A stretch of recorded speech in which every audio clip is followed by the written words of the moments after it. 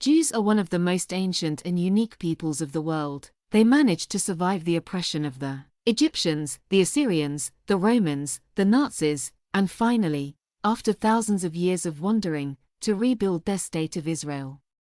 They've managed. Having traveled a difficult path, they have not lost their language, culture, and faith. But how did they do it? Where did it all start? Let's run through the centuries-long history of the children of Israel of all things in 15 minutes. In order to simplify the perception of the numerous periods of Israelite history, we'll use the timeline by placing the most prominent prophets in the Bible right up to the appearance of Jesus. Look, the godless are building the Tower of Babel.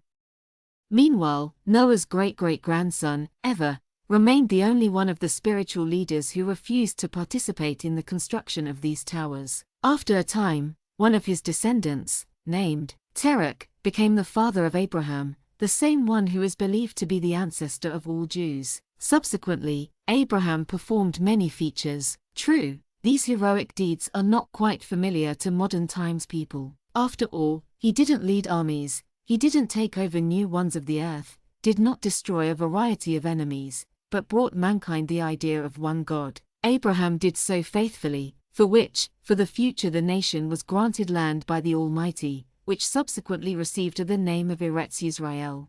Abraham lived quite a short life, only 175 years, considering his ancestors lived much longer. Noah is 950 years old, and the first man, Adam, 930 years. Whether it's true or not is up to you to decide, but most likely a mistake was made in the timing and the month was written down as a year.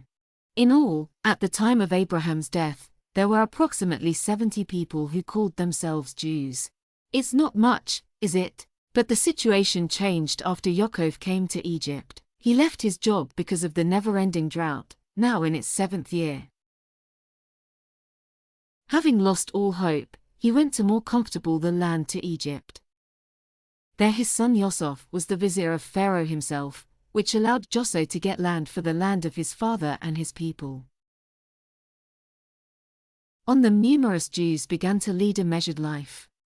Parallel to their economic activities, they carried out educational activities, work, which allowed them to quickly increase the number of people who considered themselves Jews to a significant number, which is tens of thousands of people. Yaakov himself received a new name, Israel, after which all these people became known as the sons of Israel. Unfortunately, living in a state of privilege for the sons of the Israel is one day over. A rebellion broke out in Egypt against the aliens, and the throne, Pharaoh, was returned to the local nobility. These are difficult times for the Jews. Having lost most of their rights, they are in for the long haul, were effectively turned into slaves. In the end, God willing, the Jews, led by God, Moses and his brother Aaron left the Egyptian lands, traveling east toward the Sinai Peninsula. In the desert, an event awaited them that became one of the most important in the history of mankind. God gave the people the 10 Commandments and the Torah. For 40 years the Jewish people wandered through the deserts of Sinai, and it was only after the death of the last representative who remembered the era of Egyptian slavery, they came to the borders of the land of Canaan, which by God were designated as Eretz Israel. The Jews began to take over the Canaanite cities, reclaiming them for themselves the territory of their future state. The only ones who did not submit to them were the Philistines, who had earlier also seized some of this land. All of this led to a long series of wars between these peoples. Be that as it may, the original borders of Israel have made up their minds. The normal functioning of the state began. Its territory was divided among all the tribes. Only the tribe of Levi was not allotted land. As members of the religious elite, they could settle wherever they wished and carrying the word of God to the representatives of the other tribes.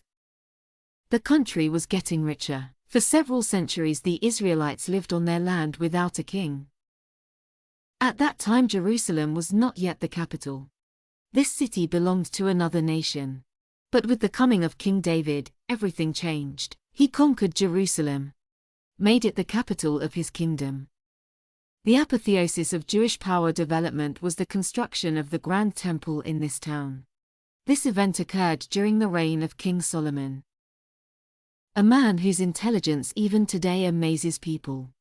Unfortunately, After Solomon's demise, central authority in the country has lost its power. The elite from the parts of the tribes of Israel no longer liked the principle of the distribution of income within the country. But what they were most dissatisfied with was the special status of the Levites in the land of the outbreak of rebellion, eventually leading to its breakup into two separate Jewish states, Northern Israel and Judea. Judea for the most part consisted of lands intended for the tribe of Judah and part of the tribe of Benjamin. The survivors who had not lost their faith also moved here in the one God of the tribe of Levi. All other lands went to northern Israel. And while Judea continued to worship a single God, her former compatriots returned to paganism, which later played a fatal role for them. The breakup of Israel into two opposing states has attracted attention. Neighbors, first under the onslaught of the Syrian army, which had then the best world's army, fell into northern Israel. Its inhabitants were secluded to the metropolis. They were settled in small enclaves among the other Assyrian peoples. And Israel's lands were occupied by other nationalities specially brought in this way. Very soon in a unified religious environment, the Jews assimilated, effectively ceased to exist as a single nation. Soon it was the Jews' turn to experience misfortune of foreign invasion. The Babylonian kingdom, arising from the ruins of Assyria, attacked a small state that couldn't stand up to a very powerful and major power, and was soon defeated. The majority of the Jews suffered the same fate as formerly their neighbors to the north. They were secluded to the east, and the first temple razed to the ground. This time, however, faith in a single God, which already had its own name, Judaism, helped the Jews to preserve of ourselves as a nation. 70 years of slavery lasted until the Babylonian kingdom itself did not fall to the army of the Persian king Cyrus, the Great One. The new ruler didn't just free the Jews from captivity, but even allowed them to return to their homeland and to rebuild the temple in Jerusalem. But also those that for whatever reason, there's a reason they stayed out of the homeland, stayed Jewish, and did not assimilate with other peoples. Returning to Judea, the Jews once again began to rebuild their state, and the main symbol of the country's rebirth was the Jerusalem temple. The life of the state continued relatively quiet until the advent of new centers of power in Europe. The apotheosis of it all was the rise of the Roman Empire, which, by cunning and by force managed to conquer countries. All the surrounding Judea, who came under the influence of Rome, was no exception during the reign of the Herodiad dynasty. And although the ancestor of the dynasty, King Herod I Great, reconstructed the Jerusalem temple, making it the most magnificent in the Middle East, he also allowed the Romans to initially by cunning and then by force to gain a foothold in Judea. At first, the aliens behaved quite loyally to the Jews and their religion, but over time they've settled in and started acting like real invaders. The response was two powerful uprisings. Of course, a small nation couldn't stand up to a huge of Europe's most powerful state. The uprisings were brutally suppressed. Jerusalem temple, as well as Jerusalem itself, and the Jews who inhabited Judea were taken away to the metropolis as slaves. Thus began the second captivity of the Jews. The size of the Roman Empire was so large that the Jews were scattered all over the world. The lot of exiles outside the borders of their homeland was hard. In the world, old states were dissolved and new ones were born, and the attitude towards the Jews remained at the same level. They were considered unworthy, shunned and harassed in every possible way in the rights. The Jewish nation itself has splintered into several parts, the most of which the Ashkenazi, Sephardic and Mizrahi were significant. Over time, they have developed their own rituals, but all these parts of the same people were trying to maintain a connection to each other. Over time, Jews developed specific behavioral tactics. Displaced from one state, they flowed into another, where they formed their own diaspora. So the Jews spread to all corners of the world, from North Africa of the Ottoman Empire to Columbus's discovery of America.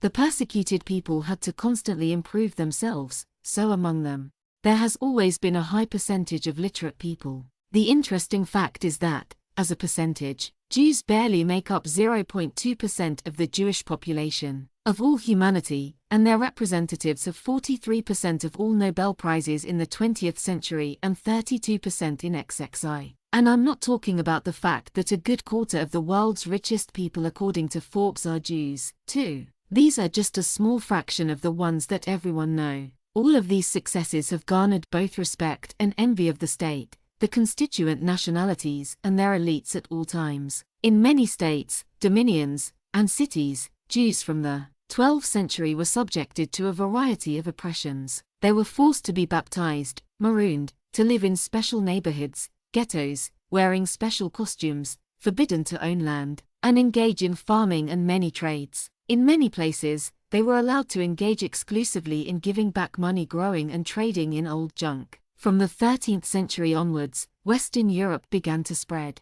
blood libels against the Jews, followed by the anti-Jewish rulings of the Catholic Church. In 1290, the Jews were expelled from England, in 1394 from France. In 1348 they were blamed for spreading the plague and exterminated in many cities.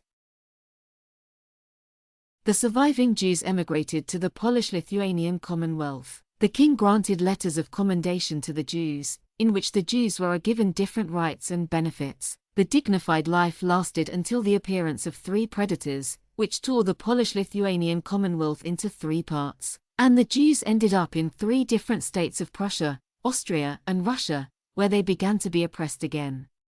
There were about 5 million of them in the Russian Empire, and that's most of the Jews of the world. They were immediately forbidden to settle farther than the present-day Ukraine, as well as restricted trade and drove the additional fees. The apogee of the oppression of the Jews was the pogroms supported by Emperor Alexander III. Because of this, Jews began leaving to North America in search of a better life. They first settled in the harbor towns, and then have already moved inland. By far the largest Jewish diaspora resides in the United States. There are about 8 million people in the US, which is comparable with the population of all of Israel. Unlike in Europe, American Jews have never been persecuted. A major role in this was played by the fact the USA has no title nation, it's a country of immigrants. While American Jews were living prosperous lives and pounding capital, the clouds over the Europeans. In Germany they were again discriminated against, robbed and hinted that they weren't welcome here. Some people packed up their belongings and emigrated, some people, but stubbornly stayed, because this is their homeland, the USA. Nothing. After the outbreak of World War II, Jews were deported to the camps and ghettos in the East, where mass extermination took place. There are several theories as to why the Führer exterminated them, but there's no denying the fact of the event. By the beginning of 1939, Jews in the world numbered 18 million. By the end of the war, there were 1/3 fewer of them. Just imagine, 6 million people killed just because they're Jews. By the end of the war, there were no survivors left alive in Germany, over 10,000 Jews. Due to the fact that Great Britain had a mandate to govern Palestine, some 500,000 Jews fled from the Nazi of the regime to the historical homeland. This caused extreme resentment among the local Arabs, who demanded from the British government to stop Jewish emigration. The British cabinet had to agree to this, although the liberal public opinion during the war accused London that he was preventing Jews from fleeing the Nazis. Eventually, the Jews revolted and took the initiative into your own hands. There were even organized terrorist attacks in Palestine against the British. At the same time, London came under pressure from international Zionist organizations, as well as the American, which sought to strengthen the Middle East's own influence. American President Harry Truman, under pressure from powerful American Jewish organizations and congresses in general, suggested to the British cabinet to authorize the emigration to Palestine of 100,000 Jews from Europe. Anticipating a political explosion in Arab countries, London decided to wash his hands of it and abandoned the mandate in Palestine. The representatives of Egypt, Lebanon, Syria, and Iraq made a statement to the USA, pointing out that attempts to make Palestine into a Jewish state will lead to war in the Middle East. Beginning at the opinion of the Arabs, Palestine was divided between the Jews and Arabs. In 1947, Israel was restored to its former position territory,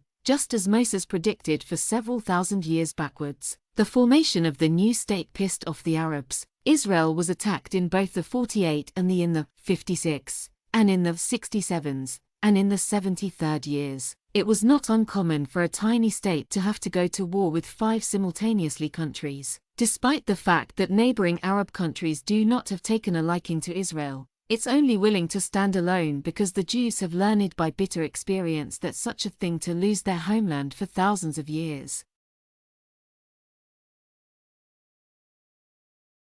Jews, one of the oldest and most unique peoples of the world,